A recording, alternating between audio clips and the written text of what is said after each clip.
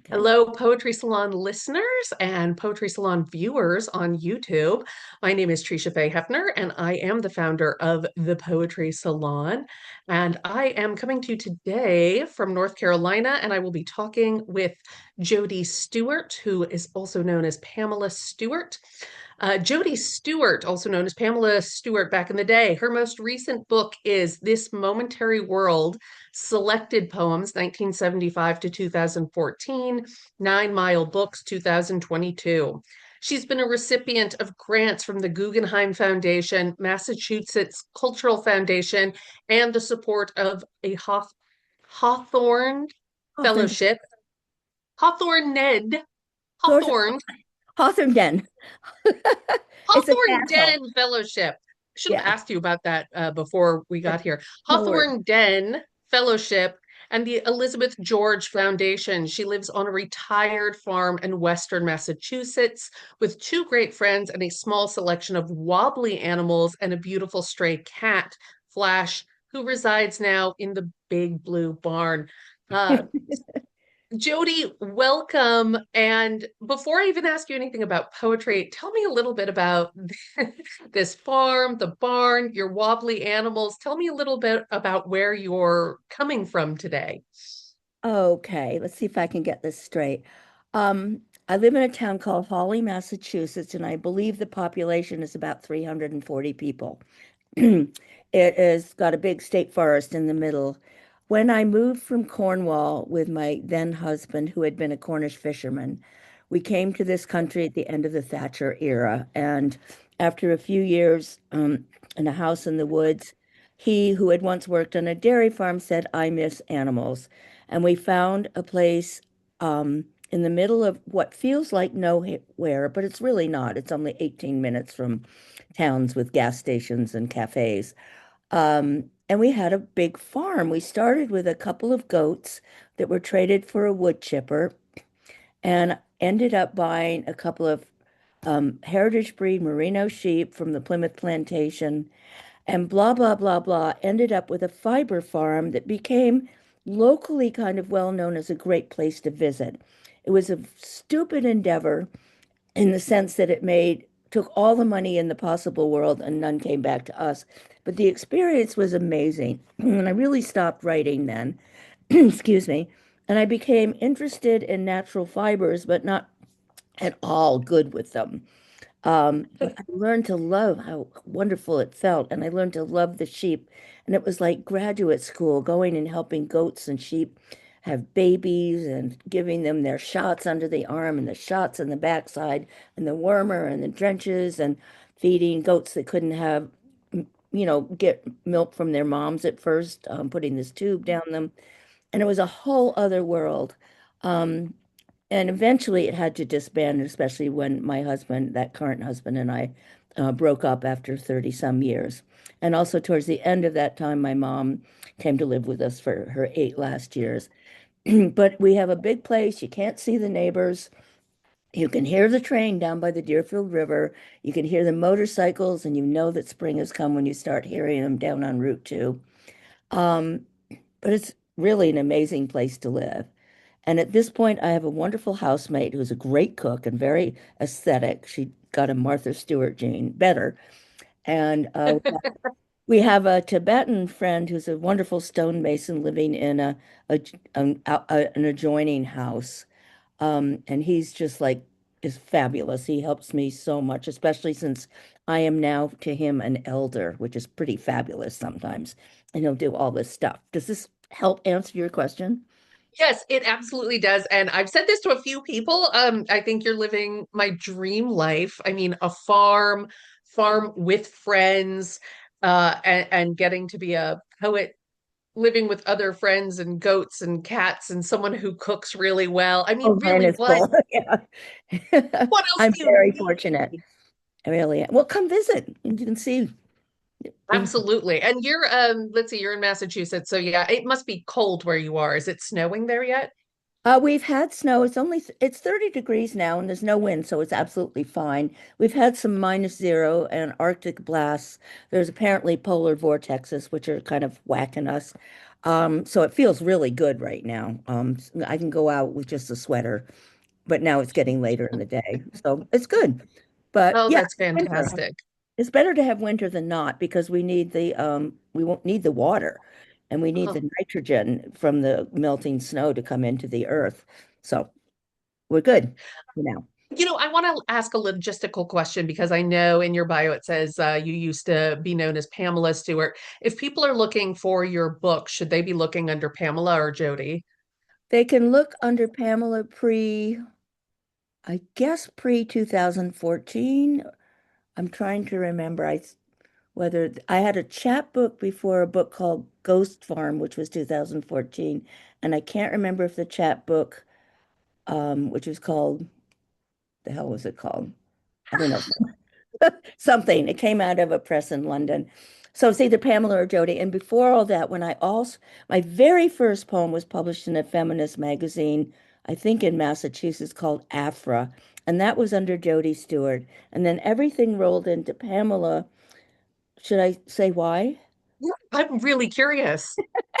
Pamela's my so-called Christian name, my given name. I'm named after my aunt, who was just a fabulous person. And my name was Pamela Joy. And my mother was going to call me Jody, whether I was a boy or a girl, because she'd gone to see the Yearling movie when she was pregnant. And so I was known always as Jody. Pamela was like a legal name. I went to the Goddard College adult degree program. That was my to finish getting a BA. And there was a wonderful jazz musician named Bobby Naughton, and he and I became friends. And so I called him Robert because it was more dignified, and he would call me Pamela because it wasn't so cutesy. So when I first started to write, I decided to be Pamela because it seemed like it had more solidity and people would believe me more.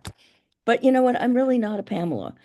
Mm, So I went back, and I've always been called Jody, except by oh, doctors. that's no, that's really funny. I think there was a brief period where I thought maybe I should go by T.F. Hefner because I think I was really into F. Scott Fitzgerald, and I was just like, well, maybe the I initials sound a love little Scott bit Fitzgerald. more.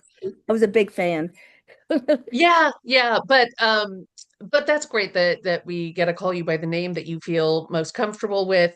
So Jody Stewart, happy to have you here. And I do have to say this is interesting. I've been doing Poetry Salon podcast for a while now, and I think you are the first person I've had on who has a collection of, like the best of or selected Mhm. poems, because I founded this podcast wanting to give a platform for poets who maybe had their first book published, but over the years we've gotten more and more poets in here, and we've got more well-known poets, and sometimes it's poets on their third book and their fourth book. But I think you're the first one who's been writing long enough to be able to say they've got a collection of books called the selected work of. So congratulations. How does that feel?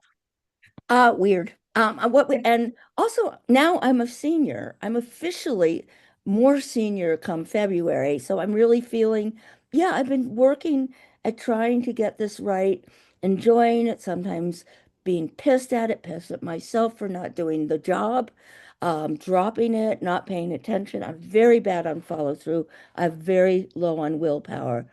Um, but Bob Hers, who sadly has passed away, was somebody I knew slightly many years ago. Lovely man, and he had 9 Mile Books and 9 Mile Magazine he founded. Urged me to do this and was quite comfortable. And this was a big decision for me, not to do a new and selected, but to do a selected, because it's really about that. And then the new was for new. And I had a great deal of help from the editor and poet Jan Freeman helping me select the poems. She was just terrific helping me. She was the best. I recommend her to Oh, anybody. fantastic. I really, Yeah, she's I feel like that's a name that's come up before. I mean, we're probably friends on Facebook. I think I'm friends with every poet in the United States and some beyond on Facebook. Um, so I think she and I are fun. Facebook friends. I think I've read some of her poems before. I wanted to start us off by asking you to read one of your mini poems, and this is the one you sent me when I asked for like a shortish one, and I Mhm. loved it so much. I just said this is the one I want to talk about, and I'm going to ask you to read it. And as we do that, I am also going to share my screen where I have it pulled up because some of us learn better by reading. So when you're ready, just give it a read. Okay. This poem is currently called No Keys. I wasn't sure about a title. Um, anyway, it's now called No Keys, and after I read it, I'll tell you how it came to be if you'd like to know. No Keys. Yes. And this was a lot of fun to write. In the house of eels, there is no bedchamber, no red kitchen, nor French doors opening onto apple blossoms. In the house of eels, all air is water, silk and warm. There are no pets, no keys, no whimsy, nor 10-foot avocado trees.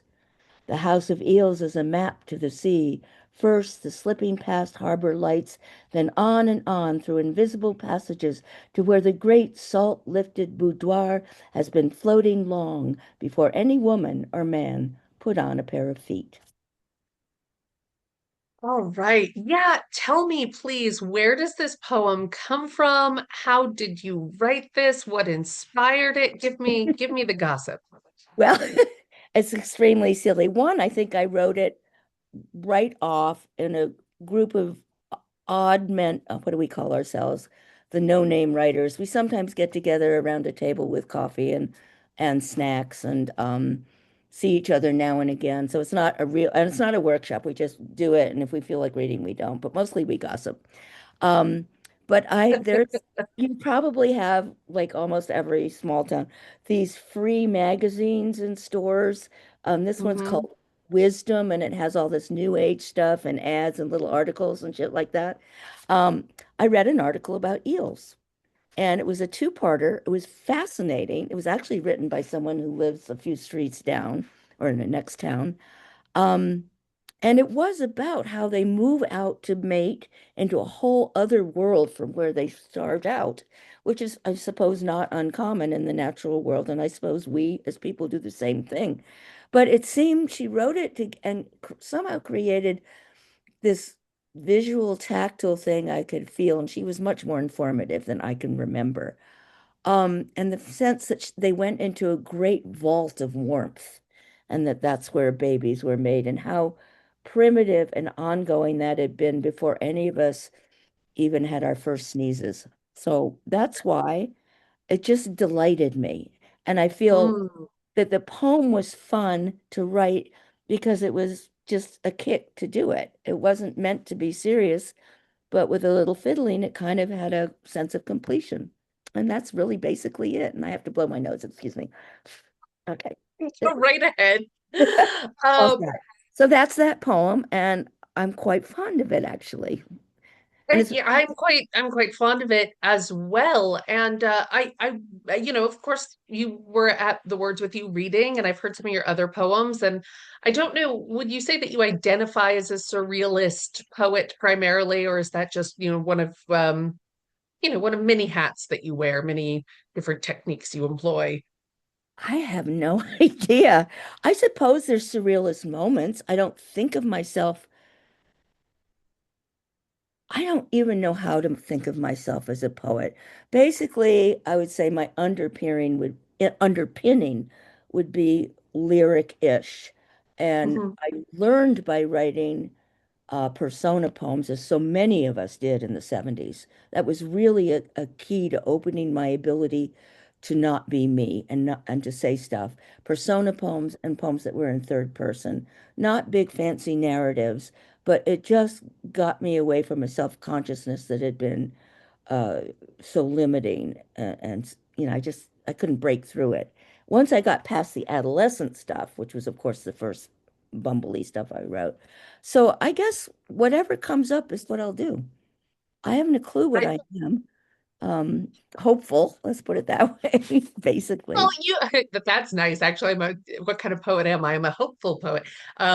That could be a really interesting school, the hopeful poets of the 2025. I Yeah. like falling back on Whitman, of course. I contain Hmm. multitudes, and I feel like Yeah. that's one of the things that attracts me to poetry is that you can have all kinds of different emotions or techniques, and you can write a narrative poem one day and a lyric poem the next, and Exactly. evolve. Yeah. I'm really curious about your persona poems. Was there any particular persona that you gravitated towards more than others? Um, Probably, I mean, I was a little older when I went to poetry school. Hmm. I'd been married and divorced, no kids. I've never had born my own children. And I think it made me feel sort of out of place a little bit. It was only a few Mm. years difference, probably. And also, I'd never been to a workshop. I never attended a workshop. I had no idea what the hell was happening. Though my very first teacher was Ellen Voigt when she was a Oh, young wow. teacher. And that, I think, is so lucky. She Hmm. really supported me. I think I learned something of my ear from her. And I'm Mm. rereading right now her book Kyrie, the sonnets about the flu, and they are heartrending in a way, a whole new way. So what Yeah. was your question? Then I went, of course, I learned about other women writers, Edna St. Vincent Millay, Edith Wharton. I wrote poems either about them or in their voices. I read biographies. I bitched about their various husbands. They opened up to me a way to talk about being an awkward young woman, girl, messed up, kind of morally messed up person, which I now see myself with more understanding. I don't mean that I was, a thief or a murderer or anything, but you know how it is when you really don't know what's right matters. And I don't know if that makes sense to you. But when I was young, I didn't really have a shape for it. Um, Mm. Nobody's fault. It was just the way it was with me. So I went there and then I go to artists and there was a lot of, then I was married, as most people know, to the poet Norman Dubie for 5 years. And that's a Mm. wackadoodle bit of information, let alone intricacy and family tensions and becoming a stepmother for a 5 year period. And I think I got a massive education from him. He was an excellent, generous teacher up to a point, and then I sort of went into my own independence, and it became more uncomfortable, probably for both of us. But he Mm. was probably the second half of the 20th century, one of the most generous teachers. Mm. He really gave time, but he also got a lot from it. But he did a lot to really help people, despite him being an extremely difficult person, in my opinion.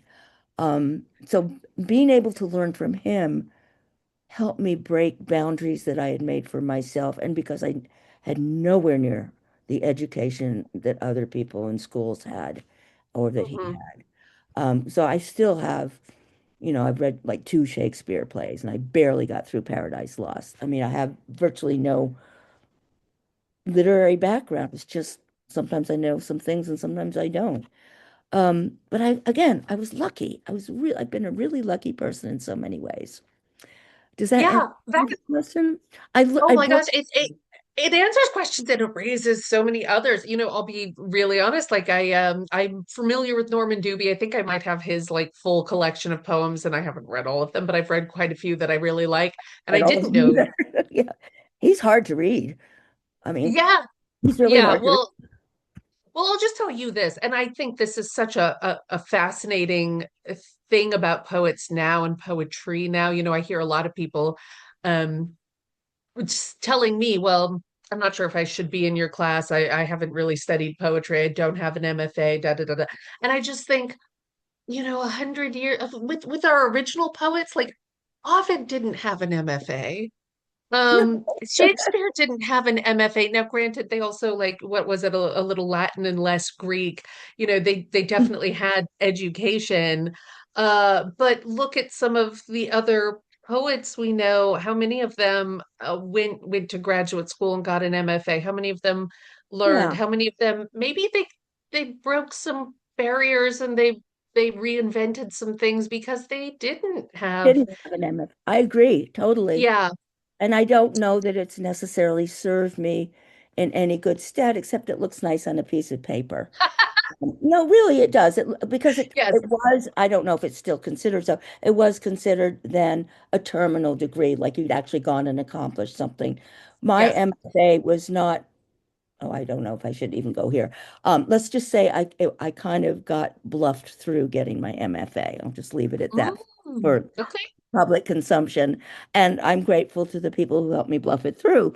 Um, and I learned by reading, I learned by listening, and eventually I began to learn by living. Um, Mm, and I went through different weird things that most people have weird things. Being a stepmother was a really difficult for me because I had grown up as a only child of a single mother and had no mm. sense of what this was perhaps one of the difficult things in my life that's still not solved, but it doesn't matter. I didn't know what a marriage was. I didn't know it was also a thing in itself. So that's um, also affects my work or my understanding of how things work between people. Still learning. So it's Oh, well, I'll just say this. I you probably don't know this about me, but I have a master's in the psychology of creativity. It's a mouthful to say oh, that.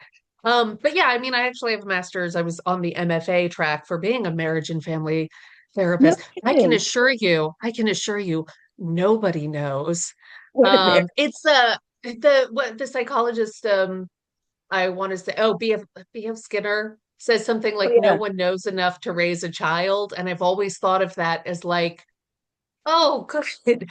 I'm not failing in my education. No one has the answers. It doesn't matter how much you go in search of things. We're all just still figuring it No. out. So, Yeah, I understand that now that I'm almost 80, but back then I thought I was supposed to know stuff. So, hey, I don't mind. I don't mind keeping learning. I just hope I can have the energy to keep learning the things that I'm kind of aware that I have no idea about. Plus, there's so much in this world, and one wants so hard to make this world better. It's so, so hard. It's tougher. yeah, Tougher because we know so much more, and it's almost too much for us. It's almost too much to know this much.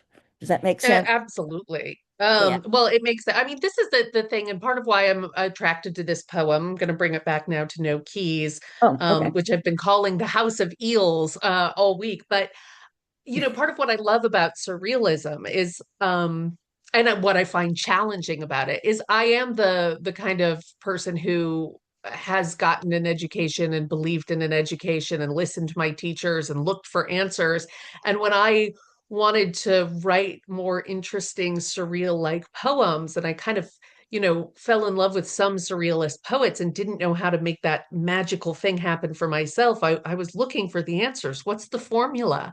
What is surrealism? How do I write it myself? And then it wasn't until I think I read um Neil, not Neil Young, Dean Young, Yeah. The Art of He just Recklessness, died. and he said something about, well, like, hey, the world's we've had people making sense and look what they've done with the world. We make arguments about going to war.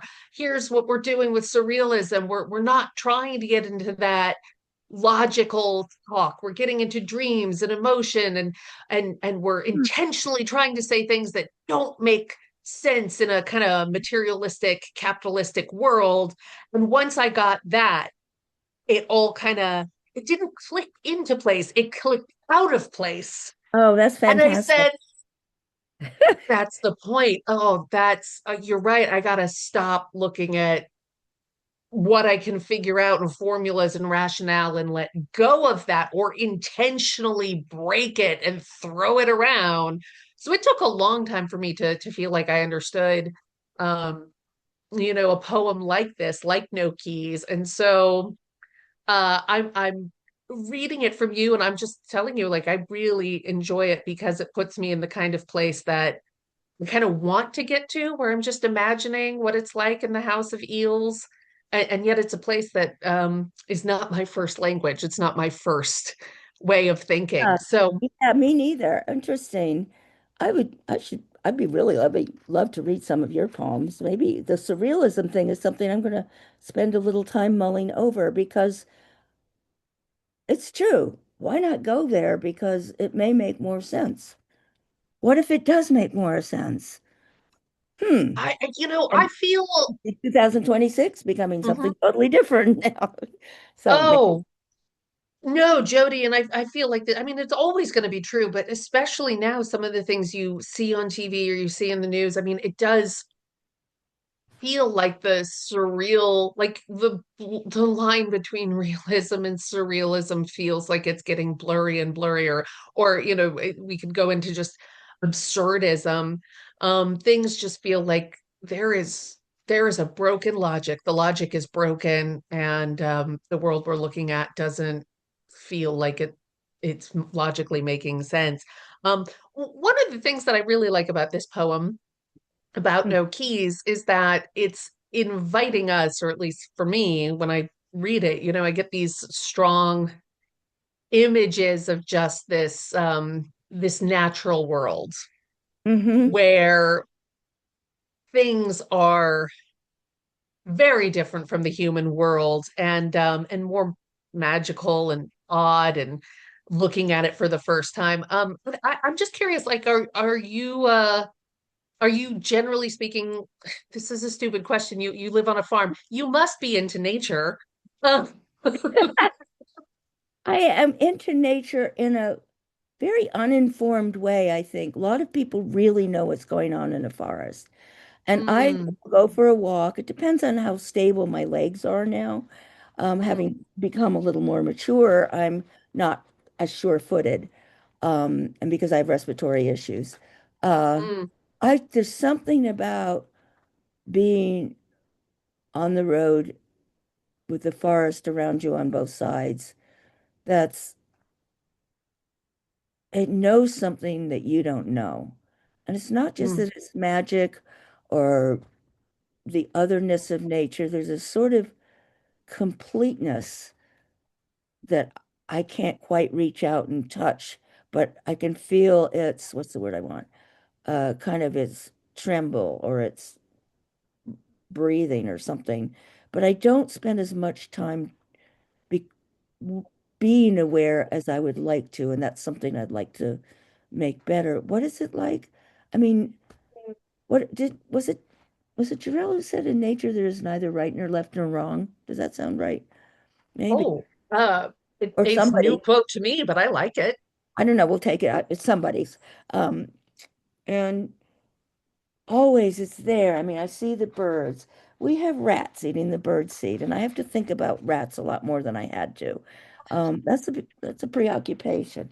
I hear things. I hear this the screeching hawks and the ravens and sometimes the coyotes. I mean, um, I the house has a lot of sort of pasture and open land around it, so it's not like other places where the forests are encroaching. They're kind of Hmm. um, like the edge of the painting. Hmm. But the air, the sound, the way you breathe, the way something grows, the way things get tangled up, the way you trip on something, it all it's all the same thing. Uh, Mm. but I'm glad you're mentioning this because it makes me realize I need to take it slower and just stop and experience a little bit more the mass quantities, as the Coneheads used to say, of what I was given. Um, Yeah. and it's great to live like this. Frankly, now I'm being quote unquote retired. Um, I go out when I want to, unless the doctor calls. Um, I don't drive at night. Gee, that means I miss a lot of Mm. readings, but I don't feel like going out at night. I love my friends, and hopefully I get most recordings. I read the books. I have such a lucky life right now that, and nature is all in it. I mean, because the mouse Mm. coming out of the fireplace, the other fireplace, is part of the whole household.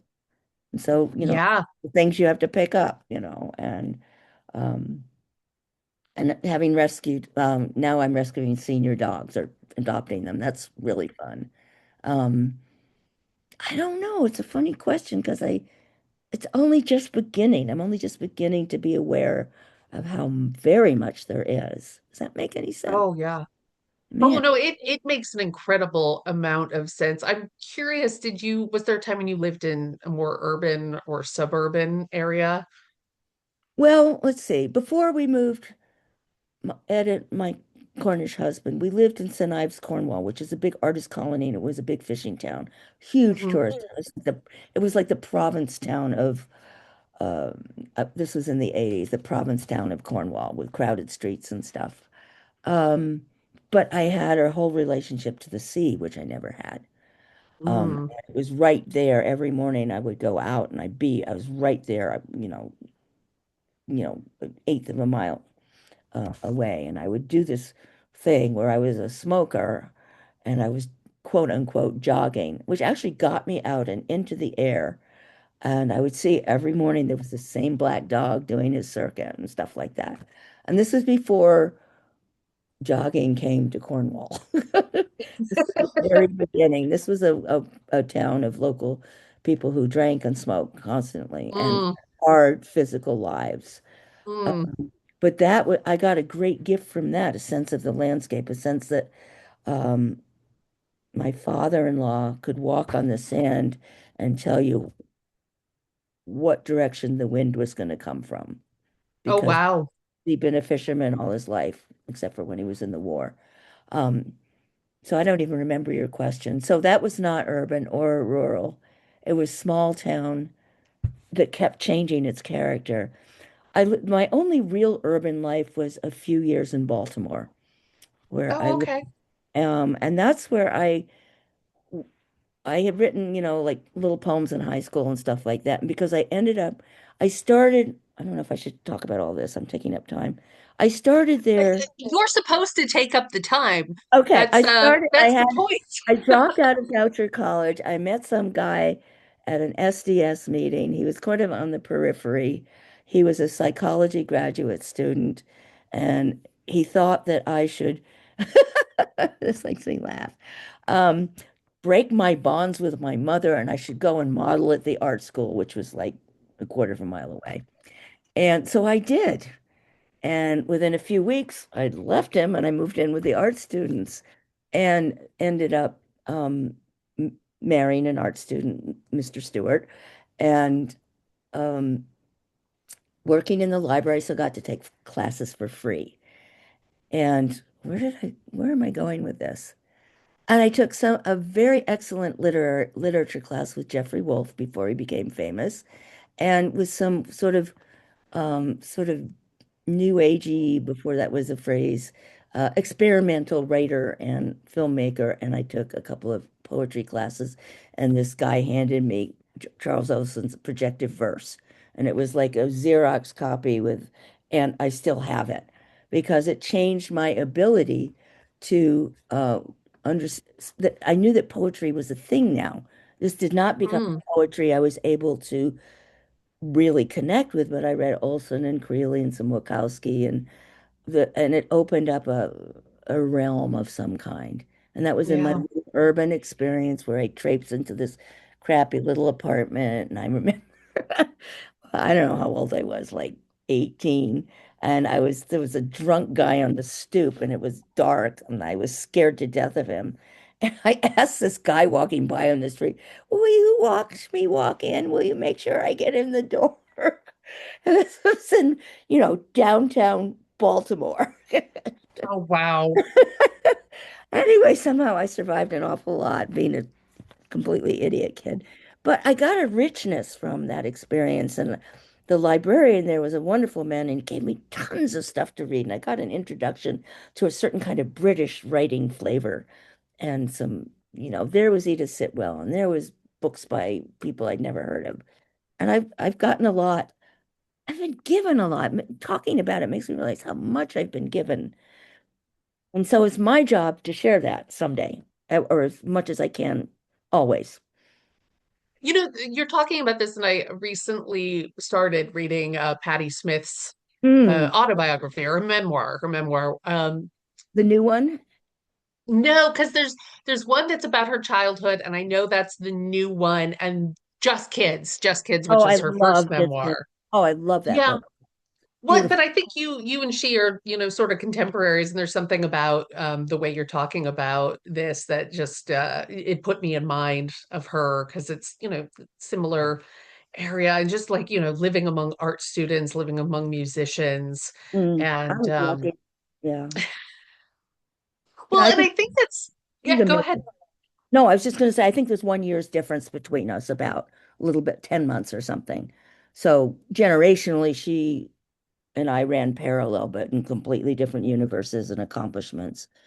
And she had a family and her children and everything, a whole other world. But she's a sort of heroine that I don't quite know enough about yet. So go on. Yeah, no, I think there's something just interesting about the times that shape all of us and sort of living through that I mean that period of course is such what do we want to call it, like an archetypal period, the 60s and the 70s. It's just like I miss that era because I was born in 84, but I have a lot of friends, Yeah. my husband, my best friend, they're just like, we were born in the wrong era. We should have been born in the 60s and 70s. And, people who didn't live through it still have a nostalgia for it. So, Yes, uh, that's you know, true. Yeah, right. Yeah. oh, yeah, no, I'm glad you're feeling that way. I feel like I mean, part of why I love writing poetry and talking with poets is like oh, what is it? I feel like there's some quote about living your life twice, like writing allows you to live your life twice. And Oh, so like when you get to, sit down and reflect upon it, you can kind of maybe go, oh, yeah, actually, I have lived a long time. I've done a lot of interesting things. Like, what are right. the Yeah, you what a never cool. know. You think, oh, I think, well, I've hardly traveled at all. Da, da. On the other hand, I've had my hand up you helping the baby get out. That's pretty cool. I mean, other people in other cultures grew up doing that, but I didn't. Yes. I was Yeah. like when TV dinners came out. My mother was a working mom, and when their TV dinner and the pot pie came out, that's what I ate when she was out working. Where were you from originally? Outside of Boston. I was born in Boston and I lived in Brookline for a while, and then we moved to West Hartford. And I went to, and this is part of my life too, I have to say, there was, my mother and I did not get along, excuse me, and my grandpa paid for an education, excuse me, for me to go to this weird little boarding school called Barlow, which is so small. And people who went to this school everybody has this weird experience in common, even though the way the lifestyle was changed rapidly from the 60s and 70s. I graduated in 63, so I didn't go in through hippie time in that school. But I lived in a small community. Everybody had their chores. We were all responsible to each other. If you messed up and you didn't confess, then everybody was going to not get their chocolate pudding. So you had to do it. And I had a whole rarefied sort of adolescence because of that. So when I went on into life, I could not get what it was like for people who'd been to high schools that had football games and Hmm. all this Hmm. stuff that was so different. We had a little prom and they had games and stuff like that, but it was not a prom dance. Uh, I lived in a very different little world from 13 till 16, 17, um, which I can't remember why I'm talking about this, but that would have been my first understanding of poetry reading Fern Hill or something like that. Oh. You're talking about it because I asked you where you're from originally. So Oh, it so sounds I like was out of Boston, and then I went to this place, which was in Dutchess County, New York, and then I went on to Goucher College, and I didn't stay there, and then I lived in Baltimore, and then Harry and I moved up to this area in Massachusetts, where my grandparents had a quote unquote summer home, so I was used to this landscape, and it was really my best, happiest landscape. And then blah blah blah blah blah, and I went on to different places. Iowa, Ohio, Arizona, then Cornwall, and back to Western Massachusetts. So I haven't really traveled. People Right. might say you've actually traveled quite a bit. I mean, seen quite a bit of the country, A and little bit. yeah, a little bit, a little corner of it. I think this is a good point to transition now to the next poem. So I chose No Keys because I really quite enjoyed that poem, and then I said for you to choose one. So have you chosen one? I have. I have chosen a poem which I hope I can read the way I'd like to read it. Excuse me. Yeah. And I wrote it, I guess, maybe 2 summers ago. Um, and it's called David's Music. And I do I have time to preface the reason I wrote it? Say whatever you want to say. Actually, Okay. wait, but actually, may I ask Jody, would you read it first and then tell Okay. me whatever you want to tell me Okay. afterwards? All right, let's do that. This is David's Music and wish me luck. Um, David's music fills the car. Taj Mahal today as I pass the stands for strawberries, rhubarb among the tall grasses of mid-June. I smile remembering how each Christmas David would stuff a box with silly treats and burnt CDs, music chosen just for me. But David is dead, and Bob, Dennis, Sarah, T, Mom, Harold, on and on. Now David and I are singing along in the rushing open air window of my old car, which could go another 100,000 miles into distances I'll know nothing of. David, don't let me sleep through this. As we sing, I hear the breakages, those shards inside me, brittle, percussive. As we turn on North Street into town, Taj Mahal comes to the end, slows down, parks. David strolls beside me into Keystone Market and with his fingernail tests the lone and softened avocado, turns and says he'll wait in the car. My nose itches. All right. What is the title of that one again? David's music. David's Music. And now, yes, tell me whatever you want to tell me about the genesis of that poem, the story behind it. Well, the David is a man named David Spicer, who probably most people don't know of, who was an editor of a magazine called Raccoon out of Memphis, and then published books under Ion Books. And he and I became friends because it goes back to that time in the 70s when the women poets were just beginning to rise. And early in the 70s, if you went into a literary magazine, you didn't see very many women's names. And there's Hmm. surely hardly anybody as editors. And so slowly from the mid 70s on, it began to bloom in all the different magazines. And his little magazine, Raccoon, I don't know how it happened, but he asked if I would be a guest editor for a quote unquote women's issue. We corresponded. And it's all caught up in a bunch of other stuff. And we became pals in the best kind of Mm. way. Um, and he would write letters and send poems, and I'd send him poems, and he would gossip. He used to write like a gazillion sestinas, which are poems. That's not a form I'm in love with. And he had a wonderful, this has nothing to do with the poem. He had a big crush on Kim Adenizio, and he Oh my took God. several workshops with her. I mean, he was a happily married man and stuff, but that part of him, that young part, responded. And he just wrote so much and he did such good work when he took these classes. And we would talk about it, in our emails. And he also saw me through a difficult time, which you can see in the selected poems book, when I had an epistolatory romance with a man in prison who also became a poet. And he was at Ariz in Arizona, where the poet Richard Shelton started the whole thing of bringing the writing workshop into the state prisons. It was the very Mm. beginning of that movement, and it literally saved lives. So it was all Wow. caught up in that time period, and I would work with this guy, Michael, who was quite talented.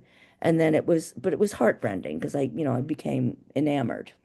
Um, and David, was like my girlfriend friend who saw me through it. So he would send these CDs along with these ridiculous Christmas packages. Um, and it just hit me when I was playing one of them, and it was June.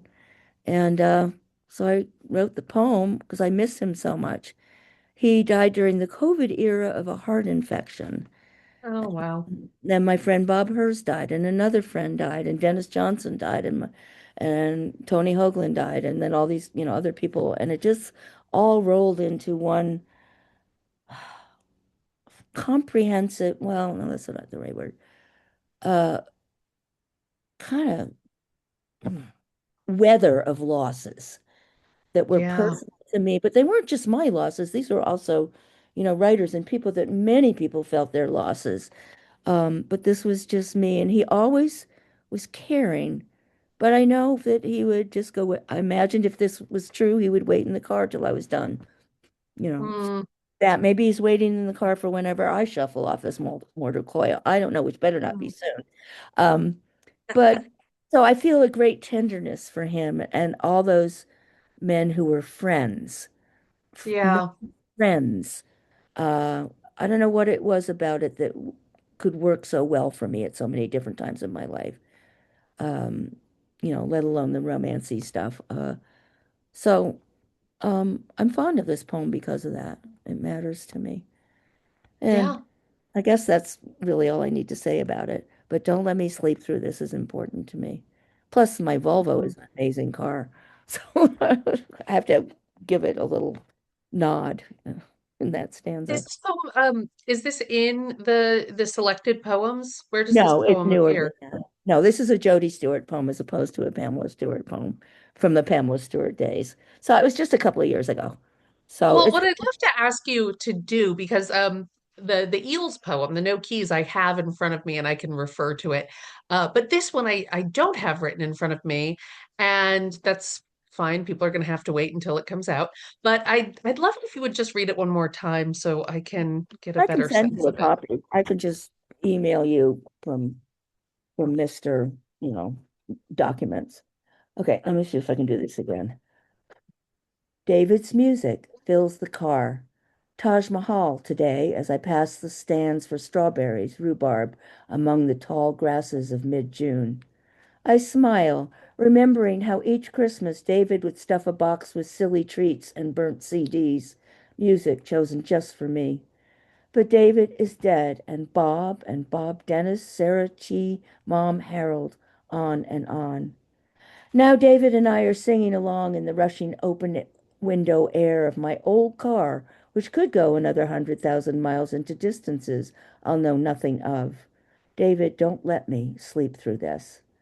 As we sing, I hear the breakages, those shards inside me, brittle, percussive. As we turn on North Street into town, Taj Mahal comes to the end, slows down, parks. David strolls beside me into Keystone Market and with his fingernail tests the lone and softened avocado, turns and says he'll wait in the car. Hmm. Mm. So let me ask a little bit about particulars there. The Taj Mahal, is that the name of the song? No, that's the singer. Taj, I can't remember. It's a bunch of Taj Mahal songs he put onto one album, one CD. See, I think it's one. did I don't not know. know. Okay. I did not know that that's the name of a singer. So for me, I was like, what I'm does glad the you still Taj listen. Mahal do? He's fabulous and he's still going. So, and so, This is why I do these podcasts so I can get the recommendations for the okay. Yeah, music to listen to and the other poets. it's good energy. It's a good, kind energy. Good stuff. Yeah. Mhm. Okay. Next question. You said the line "Don't let me sleep through this" was very important. So can you say a little bit about that? Like, what does that line mean to you? Well, it's a good question. I'm not exactly sure. I had a much longer stanza there that I took out. Um, but David, don't let me sleep through the rest of my life, I think. Don't let me forget to pay attention. I think that's what it means to me. Mm, Um, and the distances I'll know nothing of. Uh, I don't know what I mean, it's just one of those phrases that popped in. I call on him still as a friend. You know how you talk to mm, absent friends, whether yes. they passed away or my God, way over in, LA County is somebody you knew when you were 13, and you kind of think, oh, Joe, remember this? It just comes in. And that's all I think I mean is, David, and I suppose I'm talking to myself, don't let me sleep through the rest of my life. I want to keep going. I get tired. restless. I have a tiny attention span. So I'm reprimanding, not quite reprimanding myself, just a little bit. Mm. Um, I think when I first heard the poem, because I wasn't sure if David was someone who was still alive in a physical body or not. So when the speaker goes out to gets out of the car and is picking avocados, and David says, "I'll wait in the car." I suppose we're supposed to read that as being, not literal. Um, Yeah, the phrase just came. I guess it can go as he's waiting in the car, like when, like Emily Dickinson's death carriage drives by and I get to step into it. But I'm moving my mind away from David too when I go in to do the ordinary shopping, and I have to go to my yeah, shopping list now instead of remembering my friend or listening to the music. Um, but it also means if he waits in the car, he's not leaving me. yeah. Even though he left, and I'm mad, not his fault, of course, mad at the circumstances that he should get a heart infection, which nobody can figure out unless it was a dental thing. Um, Ugh, and my other people, they're not mine. The accidents that cause death, there's moments of just not just what's the word I want? The slings and arrows of outrageous fortune, but the accidents, the mistakes that cause a death. Like yeah. maybe like Bob didn't get the best heart surgery. He didn't go to the right hospital, one of his friends feel. David is gone. The other Bob was old. Dennis, God knows. My friend Sarah got a leukemia that was one of the few that couldn't be touched. Oh, Um, wow. and my mother, age, Harold, who knows, he also age.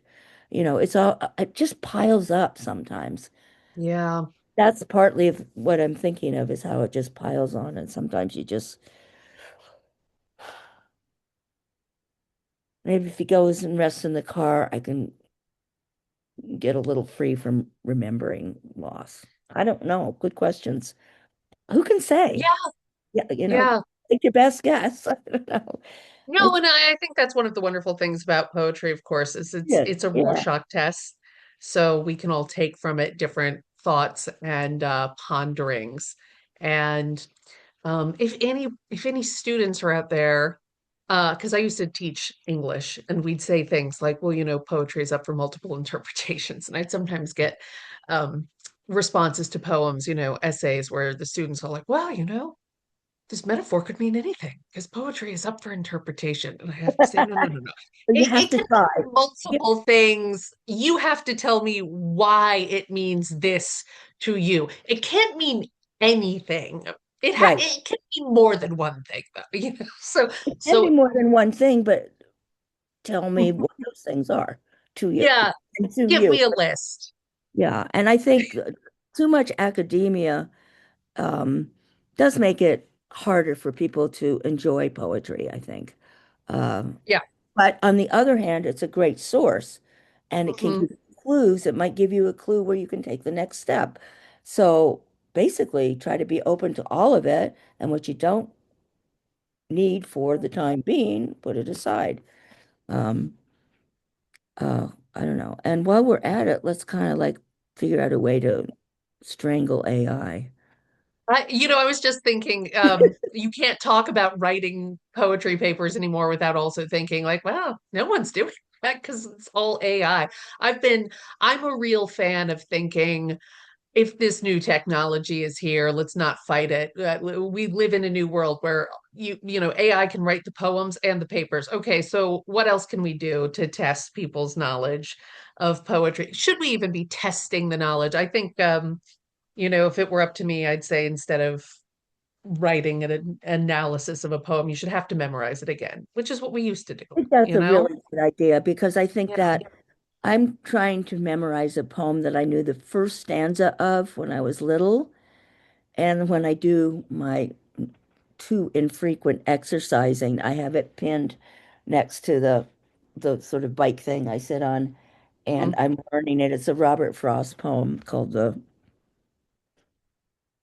Runaway about a colt in the winter. I don't know if you know that poem, where Um, he and a friend are going by and they see this little horse running around in the snow. And they describe it and they say, "Where's his mom? It's too cold for him," basically. And so I always Mm. knew the first stanza, and so I said, "Well, I really should learn the rest of the poem." So I'm working on it. But I Oh, think I love that. memorization might be a really good first step because you got to free the kids from Yes. this option, uh, Yeah. and because they'll get nothing if we Yeah. don't. I mean, Well, how to combine it though is a really good question. How to take both. and I went to UC Santa Cruz, which is it was a school that back in the 70s didn't give grades. Grades were optional. Hmm. You could either get a grade or an evaluation. And I think I started the year that grades became mandatory, but you still could get the option of getting a grade and a written evaluation.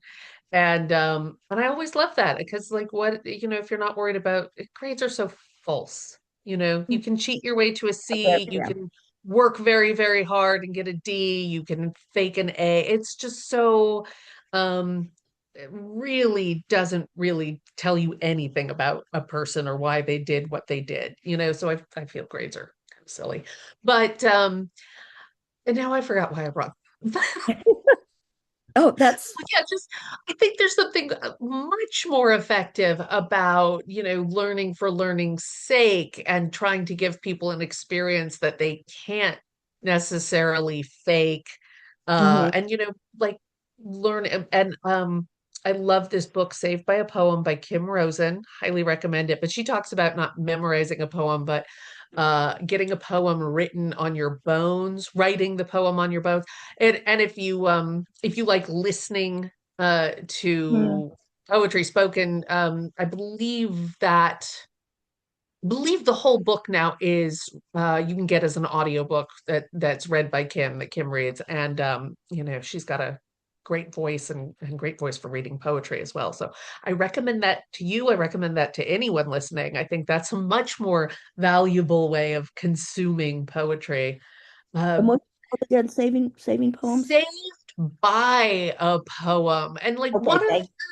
one of the things that the book talks about is like when you are listening to poetry and you're hearing poetry and you're reading poetry, like it changes the way you breathe and it helps soothe you and relaxes and does all this stuff to your brain that's really beneficial. And I hadn't really thought about that before, but like, wow, yeah, that's so much more valuable than faking an essay. Reading an essay, I think, is still pretty valuable, but like, I I you enjoy. can fake it now. So, I don't want to fake it. What's the point?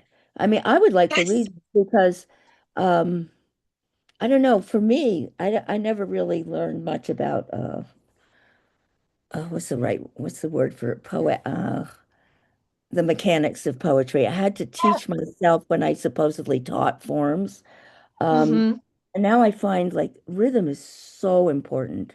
What the body does, what it Yeah. hears, how it twitches, whether the ear cocks, um, and if you're writing trochees, you're going to fight against the heartbeat. What's that going to do to your reader? Mm-hmm. All of I love all that. Those weird Hmm. little things that could happen. It's like the little things in a garden that have more power than you realize. Um I'd love to go back and think about that now that you mention it, or we mention Yeah. it. You said something at the top of our time together, which is that when you were working on the farm before, you didn't have a lot of time for writing. Are you finding time for writing now? I could have time if I used it.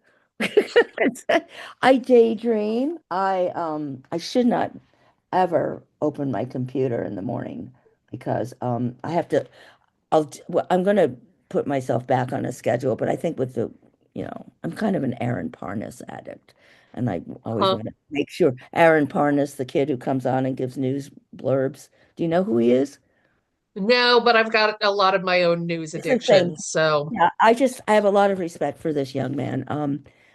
Uh, wait, is he the one he's someone who survived one of the shootings, the Parkland shooting? oh, no, No, that's okay, that's another guy. another That's young man who's a Aaron Parnas is Lev Parnas' son, and Lev Parnas was sort of uh, worked for Trump during the first administration and went to okay. and he's a really good guy now. Anyway, this is a whole other subject.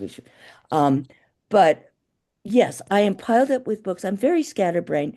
I have so many drafts of poems. I do not know what to do. Um, I have promised a one. Do you know the poet Susan Eisenberg, her work? That name is really familiar, yeah.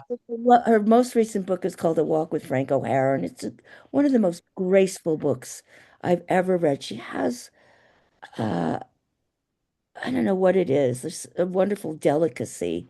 And also she's close to my generation, a little bit younger than me, so I can relate to a lot of it. Mm. And I've promised her a manuscript of this thing that I might put into a chapbook as her holiday gift. And so I think she's going to help me pull my socks up. She's very good about that. Those So friendships are really they important. are so important. I love poetry friendships because I met her once in the 90s, but we correspond several times a week. We share work. She and Jan Freeman, both of whom would be wonderful women to have come and talk on this particular Mhm. podcast thing. Um, anyway, she made me promise that instead of sending her something to send her work. So I feel renewed. I think that was a very kind thing for her to ask of me because I don't focus well. And I think it's just that I may be over caffeinated part of the time. Uh, Plus, like dog barks or da da da or whatever. And even with just one housemaid, it's a weirdly busy household. So, Oh yeah, I completely understand. There was a period of 3 years where my husband and I lived in Costa Rica, mm, not on a farm, but there was plenty of that natural oh, world it's and just the extraordinary. Yeah. day-to-day things. And you look back at the back of the day and you go, how did I where did all those hours go? And it's just the maintenance of a house when you don't have a whole staff and you don't have some of the luxuries that you so anyways, I can imagine being on a farm. It must take a lot of time and energy. But as I think it's Linda Paston said, Mm. even when you're not writing, you're writing. So, I'm sure you have more than enough poems that are probably stewing up inside of you, just waiting to be I put on have paper. about, if I put it all together, I probably have about this much of scraps of paper. I mean, Ellen Hmm. Boyd said to me at the beginning that it's always cooking. It's always cooking. Yes. And Yeah. so that was a nice thing to tell somebody who was just starting out and was so tentative. Um, and she was a real blessing for me as a teacher. I've Well, had during these uh, busy times, what does help you get poetry on paper? Like what are some little tricks you could share with us? play.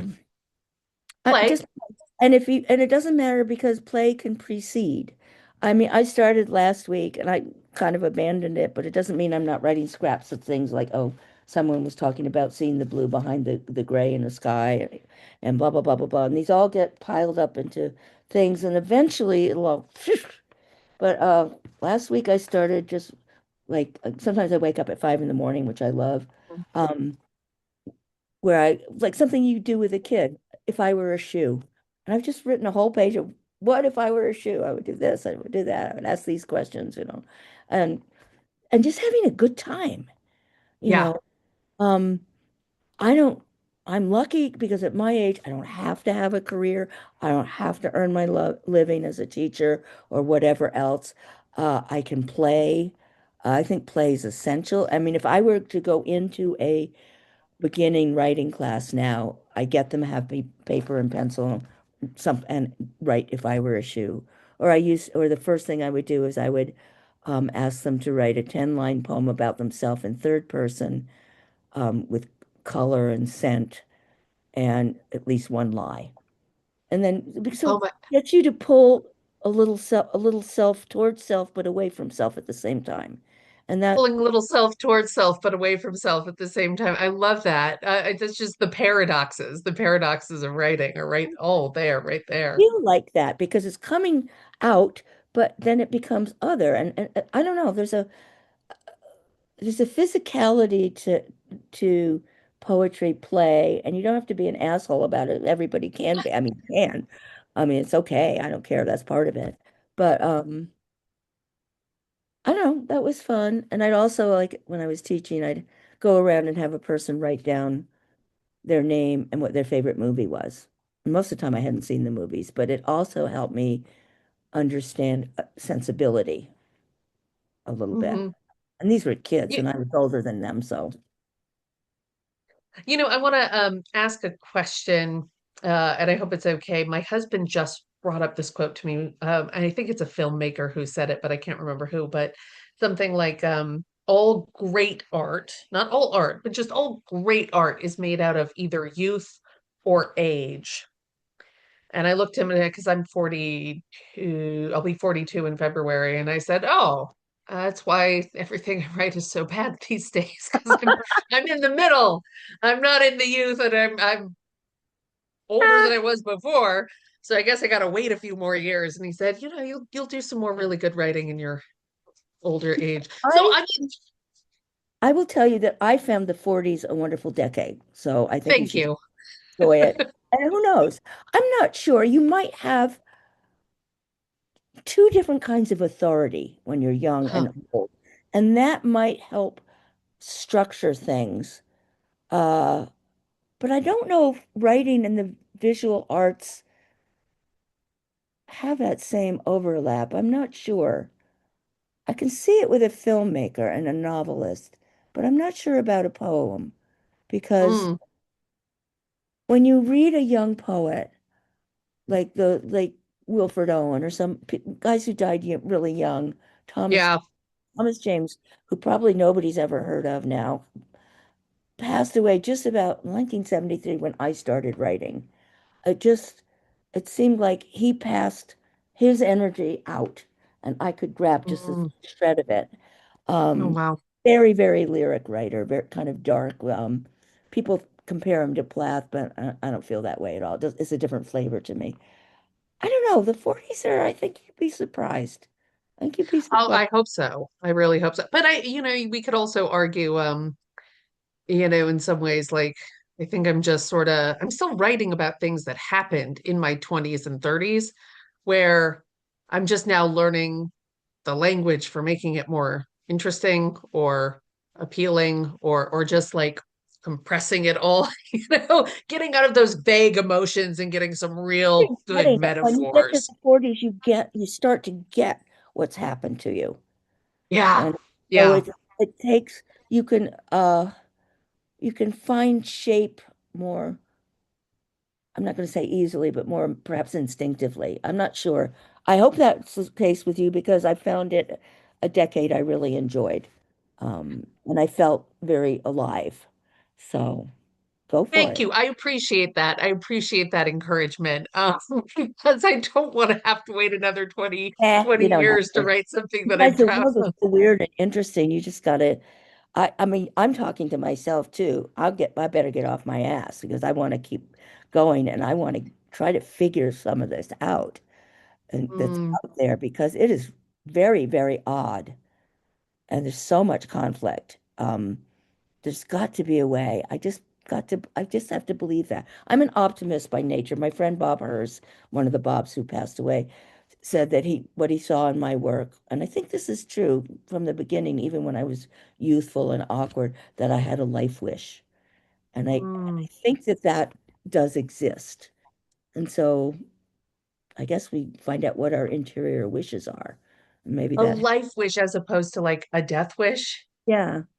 And Oh, I love I think that. that was a great gift to me because it made me feel like, oh, even if it's horrible and I feel terrible, I got this life wish that's all mine, you know. And it was kind of like giving me a really ongoing, eternal lollipop. It was just the nicest thing. So Well, I hope that I hope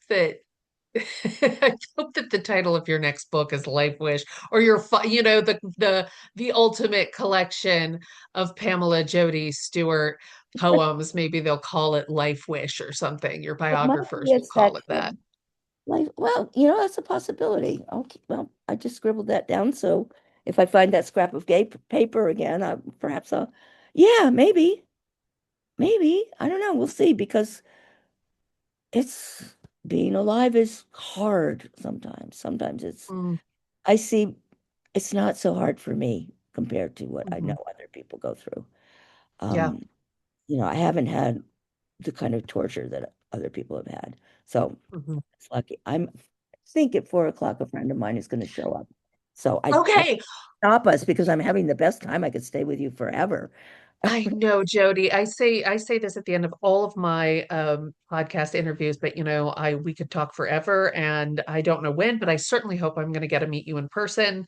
I hope so too. I Hey, if you are ever just needing someone to exchange a poem with, I got more than enough. I'm always happy to read some more of your work, published or not. And I am going to put your suggested prompts to use. If I were a shoe and the autobiography with smells and color, as soon as you said that, I'm gonna It's finish fun. this podcast. I'm immediately gonna draft a poem about them. Okay, enjoy. Yeah, I'd love to stay in touch with you. I'll send you a hard copy or a printed copy of David's music. I And would love that. Thank you so much. maybe, yeah, I'd love to. Maybe we can correspond and get. Absolutely. Okay. Hey, if you ever need someone to come up and milk some goats, I have some experience with that, so you can I don't call on me have for a. that. I have one. The dairy goat that I have is very old, and her name is Goat Goat. But if you ever up this way, or you and your husband, let's get together. Okay. Yeah, absolutely. Well, I look forward to meeting you when the accident will, to quote Kurt Vonnegut there. And Okay. until we meet again, may the road rise to meet you. Yes, and you too. And thank you very much. I really had a good time, and I feel like I can keep going in a nice kind of way, which is good. You've been a tonic.